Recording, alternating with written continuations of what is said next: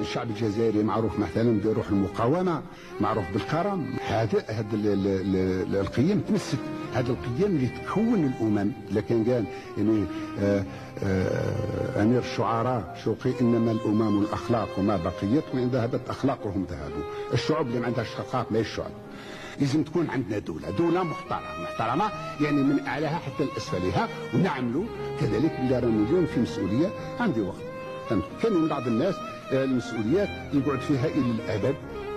المسؤوليات هذه محدده في الوقت. ما الانسان يكون صالح بسم الله، ما هو صالح يخلي طريق الناس اخرين صالحين. احنا العبد البشر عنده حياه قصيره، وغدوه رانا رايحين كل الممات. الوقت هو الانسان كارش في هذه المسؤوليه، والناس تشوفها تلتهت على المسؤوليات. والدين تاع الاسلام